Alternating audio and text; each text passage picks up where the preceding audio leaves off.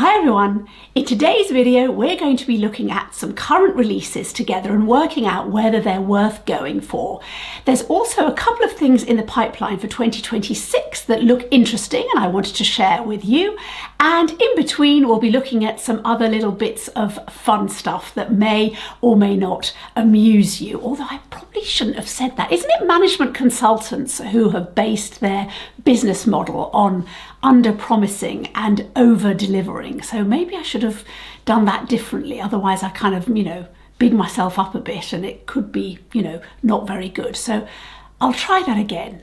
Today's video is chock full of disappointment and boredom, peppered with some lackluster products. That should do it, shouldn't it? Watch on! Let's start off strong with a spanking new brand called The Outside In. This is the new baby of Carissa Janes, who is of course the founder of Hourglass, although she did sell it some years ago to Unilever. However, she is still the CEO of Hourglass, but this is very much a brand new venture. I've written down what this is. This brand is going to focus on high performance, hybrid makeup, skincare and tools. So she's launched with 3 products, a foundation brush and an oil. So let's have a look at these. I absolutely love the packaging of the foundation. It just looks absolutely lovely, just really kind of beautiful to hold in your hand. You should know that there's a shade match tool, and I tried it on 3 of my foundations and 3 times I got completely different shades. So I'm kind of, pausing before I buy one of these because I'm not entirely sure. Plus I'm going to pay a whole load of postage to get it over here and, it could be the wrong shade. So I don't know. However, let's have a look, because certainly those of you who are in the States will be able to order with no problem at all, and it may well be of interest. So it's a serum foundation and it is a light to medium coverage. You can find it on their own website, which is theoutsidein.com, and there is a sort of a UK version of the website, but as I said, you will need, those of us in the UK will need to pay, overseas postage and all that kind of stuff because it is coming from the States. At any rate, the Silk Serum Foundation looks like it has got actives in the form of niacinamide and hyaluronic acid to help strengthen and condition the skin while enhancing radiance over time. So, they are definitely going for that. Non-comedogenic and fragrance-free. And it comes in 25 shades, retails at $64. There's also a brush, which it's a slight concern of mine because I think this looks like it may get quite grubby quite quickly, even if you do, like me, sort of wash your brushes sort of every night. I don't know, but anyway, the shape of it looks good. The important thing about the serum foundation is they say it's not to be used. They don't recommend a sponge because it's got that very light serum-y sort of quality. So presumably the sponge would just absorb everything, so that wouldn't be any good. You either use your fingers or you use the brush. That brush retails at $52. And then there's also, and I am interested in this as well, there's also what they call a Floral Reserve face oil. Now this was of interest to me because anybody who's been on this channel will know I love a face oil. I really do.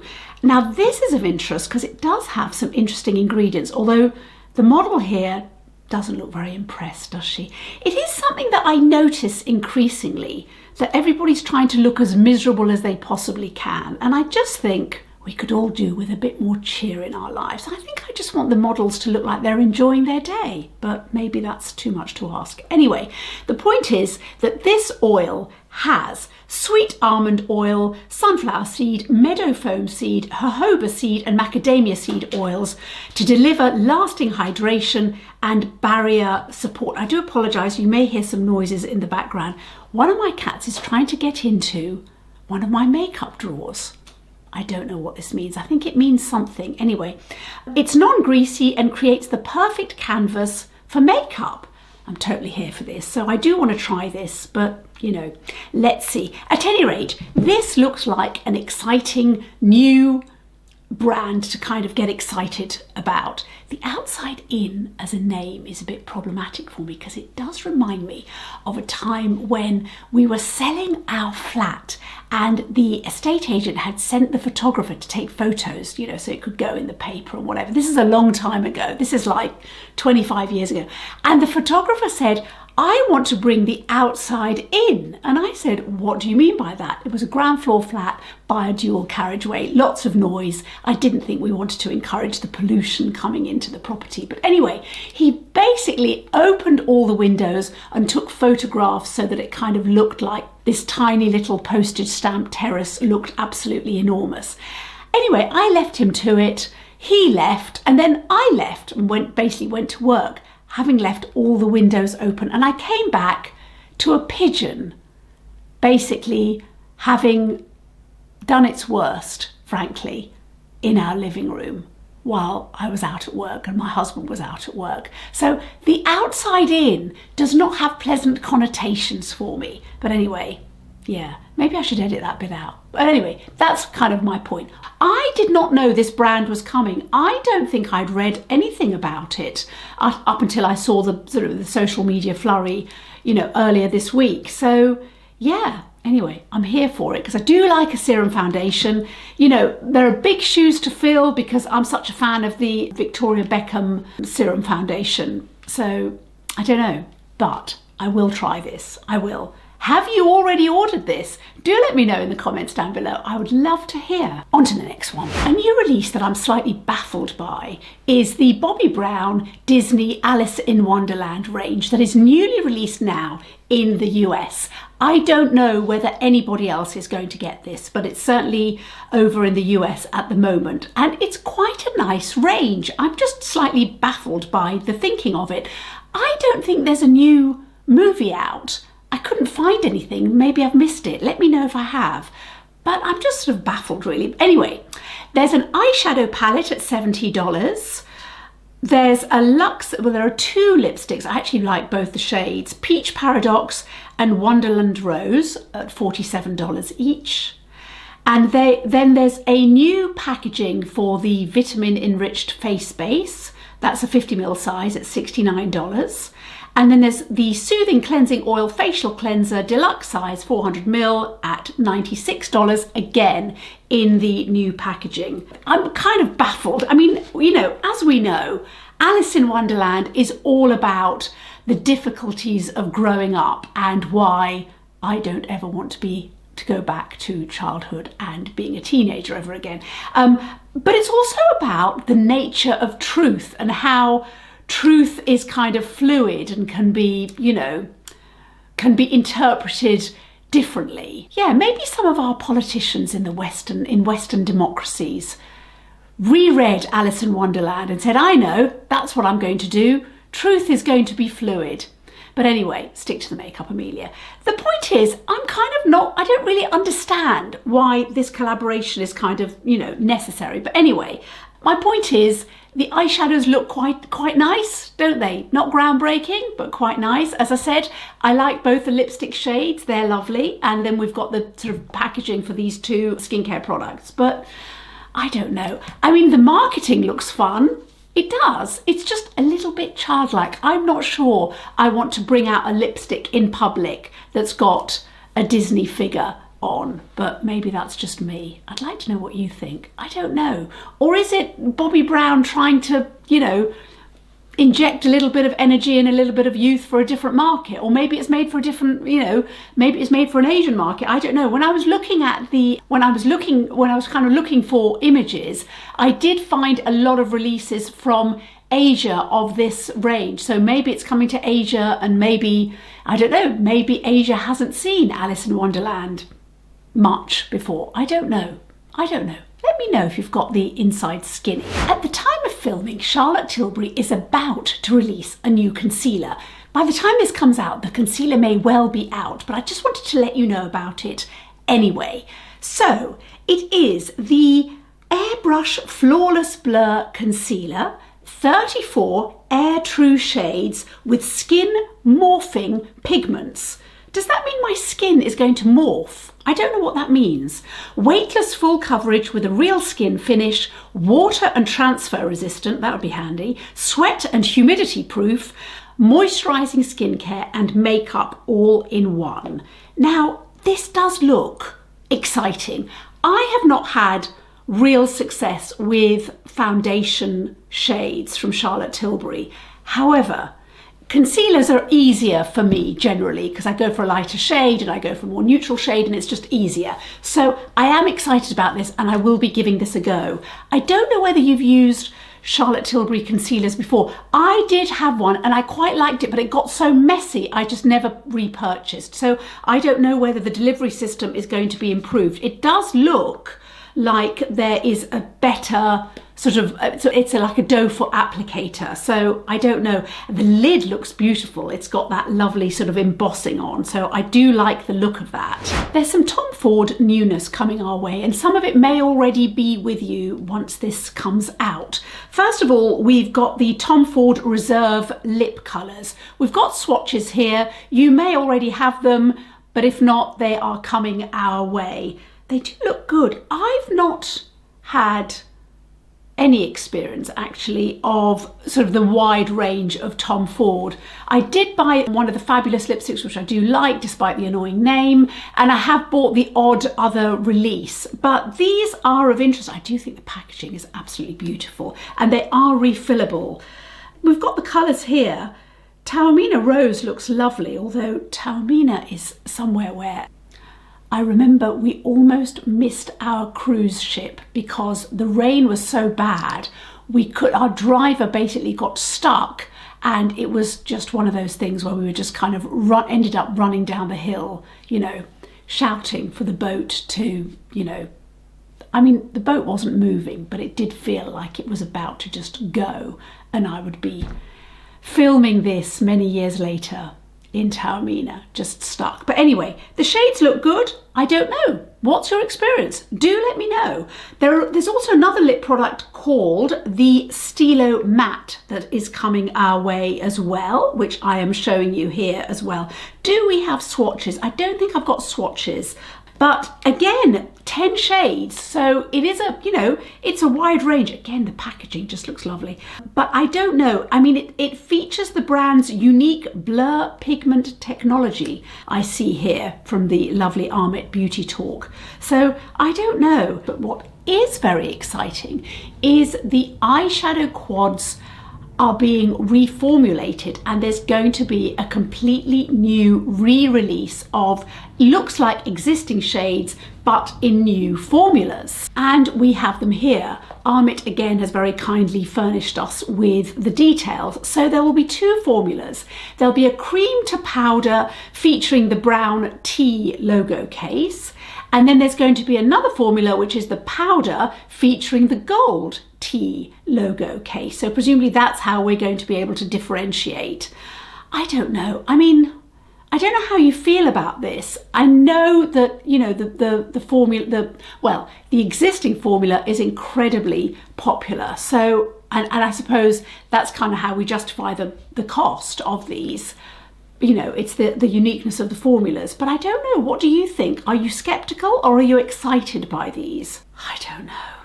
I think with Tom Ford, the way I feel is a bit like when you buy a new car, which I haven't done for a long time, but the common kind of thinking, certainly in the UK, is if you pay full price for a new car, by the time you've driven it off the forecourt, it's kind of lost at least a quarter of its value, because all that tax that you paid is kind of immediately gone, you know. The value's gone. And I kind of feel that way about Tom Ford, and that anybody who bought this year, who bought any of the quads this year, you know, it's immediately kind of been devalued because the new formula is out. Now I know that's kind of the way it goes, but at these prices, it's a little bit galling. I don't know. if you know of the new formulas and you're sort of confident that they're going to be sort of even better, then I want to hear from you, because, you know, I have to say that what I have bought so far, I've been totally sold on. The formulas are just absolutely divine, but they are so eye-wateringly expensive. You know, I don't know how we're going to feel about them. Now, we do know that Tom Ford did lower their price on their recent foundation release, so maybe the same's going to happen here. I don't know. Yeah, let me know what you think. The shades are so divine though that maybe it's just not going to matter. Now, I raised the next launch because it might be useful to you in terms of Christmas presents, particularly for the younger generations. This is a range called Dior by AB, and it's basically Dua Lipa, who has collaborated with Augustina Spada and has got her own range of skincare products using some of Augustina Spada's expertise. There are 3 products, I think, as far as I can tell, and it promises to be breakthrough science, which isn't all that it seems, because she is using TFC 5, which is a previous incarnation of TFC 8, which is what we're kind of on now. So basically it's a sort of a less efficacious ingredient being sold by Dua Lipa. I don't really understand this. This to me is like Sony, you know, selling us PlayStation 4, I think we're on now, or are we PS5? But then selling us PS3 as a sort of a diffusion range. Why would you want the lower tech? Wouldn't you want the higher tech? I mean, I appreciate this is more of a, you know, a budget conscious range, although it's not cheap, but I don't really understand it. Or, I don't know, Microsoft, you know, selling us Windows 8 instead of Windows 10. Although on that note, you should know, I read this, and yeah, I'm glad I read it, that as from December, Microsoft Teams, if you're using Microsoft Teams at work or for work, it will have a way of telling your Wi-Fi location and communicating that to everybody in the meeting. That's starting in December. So in other words, you will no longer anonymously be able to be on a Teams meeting while you're having your bikini wax. Why would that have been uppermost in my mind? I'm just sharing the information in a very general and non-specific kind of way, that those days from December are over. We're all going to have a little rethink on that one. But anyway, back to Dua Lipa. I don't really understand it. Let's have a look at the products. We've got a renewal cream, which is a soothing, strengthening daily moisturizer for £60. As I said, it's not cheap. The Supercharged Glow Complex, which is a vitamin-rich brightening and firming complex, £65. And then we've got the Balancing Cream Cleanser for £32, which is a clarifying cream to foam cleanser. I don't know. I mean, Dua seems to feel compelled to put these on her head. I'm not sure what this means. I know I'm not the target market, but as a very recent convert to the Bada face oil, which I absolutely love, and actually having ranted a few days ago about how expensive it is, clearly something's happened. I've absorbed not only the ingredients of the oil, but I've obviously absorbed the marketing, because now suddenly it seems like incredibly good value and worth every single penny. So I have absorbed the Kool-Aid. I've drunk the Kool-Aid as well as absorbed all the wonderful ingredients. But maybe clearly this is what Dua Lipa herself is trying to do. She does say that she wanted a routine that was simple but powerful, and it had to be built on real science. But maybe it's kind of old science, not new science. I don't know. Yeah, TFC 5. It says they work harder than anything else. I don't think so. I don't think it works harder than TCF 8.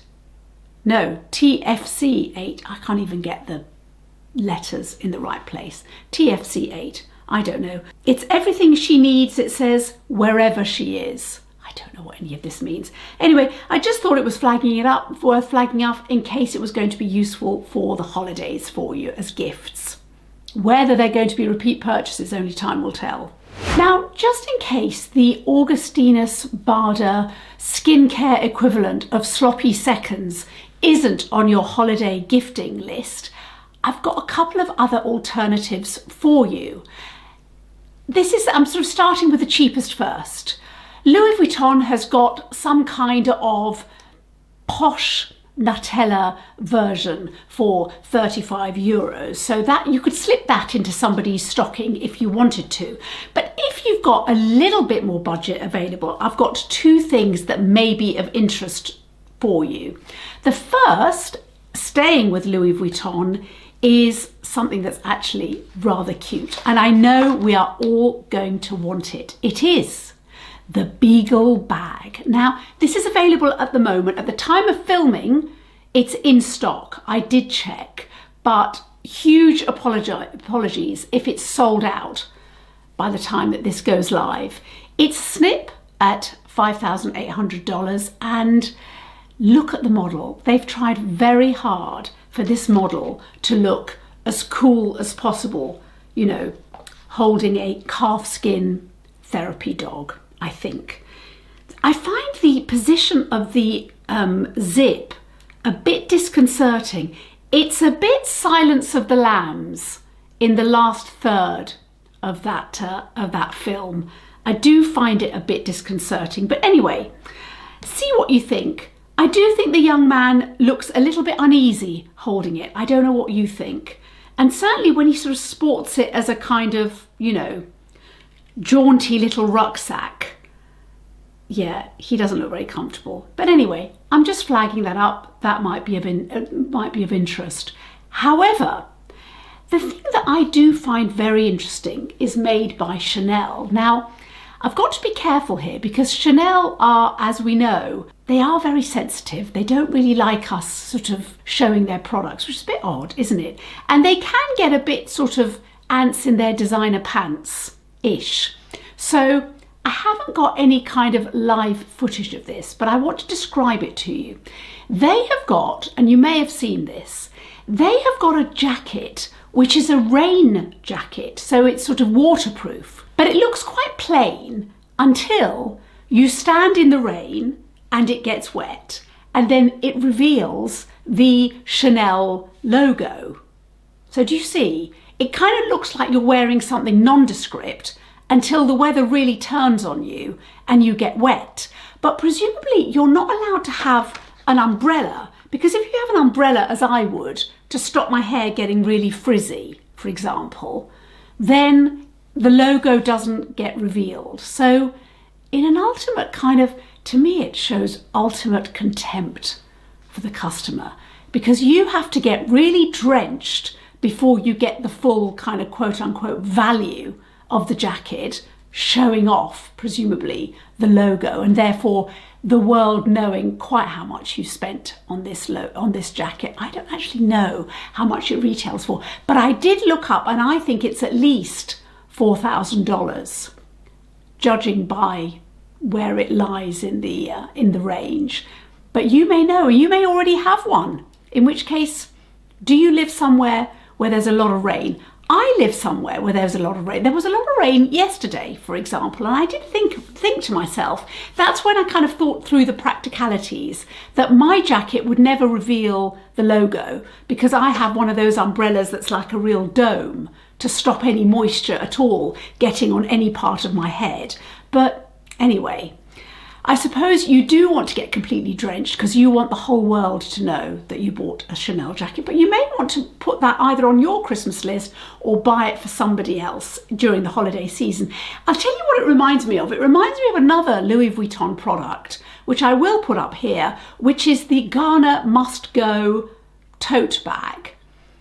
And I think that is the ultimate kind of contempt. Do you know what I mean? Maybe there is a designer contempt range, which is we're going to take the mickey out of our customers so much, and we know they're so stupid that they will, in the case of the Ghana Must Go bag, will spend $3,000 on a bag that we know, not just Africa, but actually plenty of parts of the Mediterranean have these bags. In fact, I've seen these bags here as well. I don't mean the Louis Vuitton version, I just mean the sort of the canvas versions. But anyway, it's kind of shorthand for we know you're a fashion victim, or we know that you will buy anything at all from the brand. Maybe that's a way of, it's kind of shorthand for us seeing somebody and thinking, well, they're not very self-aware, because we can see that they're real sort of fashion victims.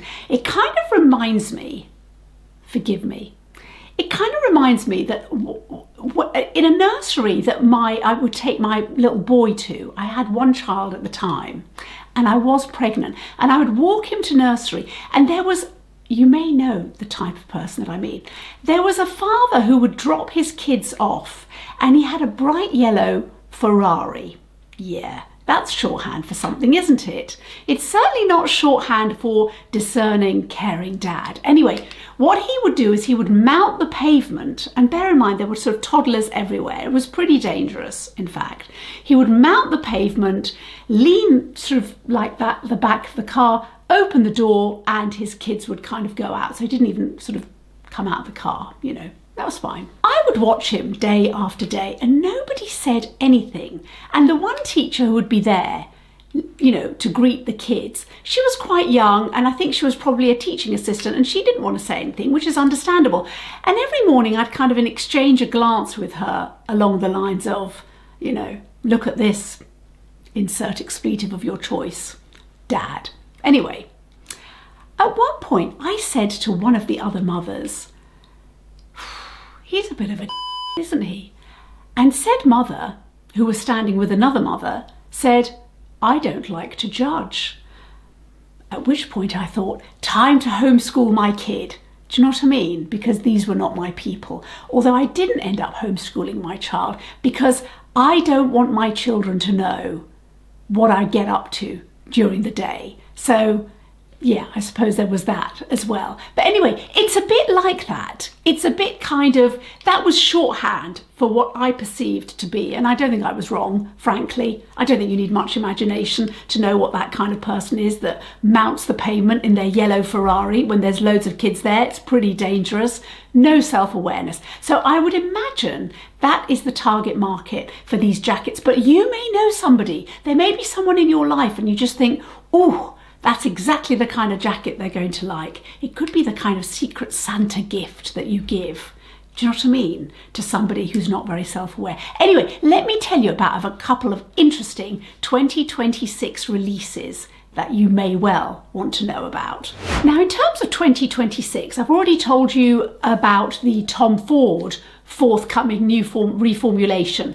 We've also got 2 quads coming from YSL, and here they are. Look at those blues. They look absolutely divine. I'm not sold on the formula, I think, basically. That's my conclusion. However, I can still enjoy from afar and just see how absolutely lovely these are. I don't have any more details other than what these shades kind of look like. I don't know, for example, on this more sort of pinky and neutral quad, what that light top left shade does. Is it doing something interesting? I don't know yet. You know, is it some kind of cheeky little duochrome that does something very creative? Time will tell, but we can see it's in the same packaging. We can assume it's a similar formula, but you know, I say we can assume, we can't really. But it's those blues that are just fantastic. The teals are just extraordinary.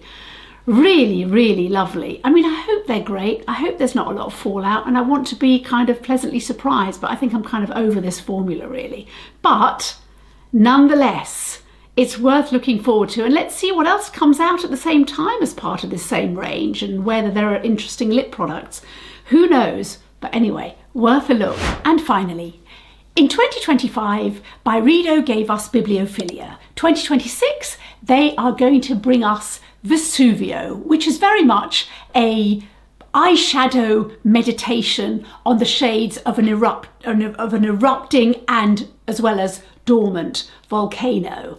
So you can see the shades here, and I would also like to direct you to the YouTube video of the wonderful Fedaro Beauty.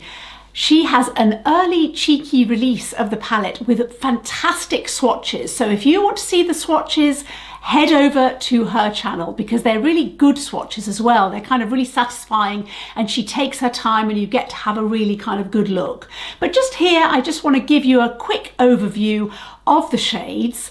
Vesuvius last erupted during I think it was the latter part of the Second World War, but it's kind of probably most famous for, you know, Pompeii, which was 1,900 and something years ago. I do want to reflect on the fact that they've named it Vesuvius. I suppose, you know, the last kind of big eruption of a volcano that's kind of seared in my memory, I actually had to look it up. I thought it was about 7 or 8 years ago. It wasn't, it was 15 years ago.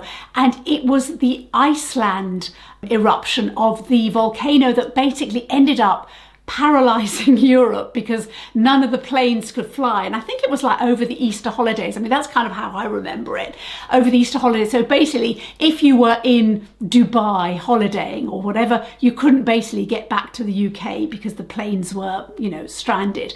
And I do remember my kids learning how to pronounce this very long name, Icelandic name, which I think the locals kind of shorten because it's kind of easier for them.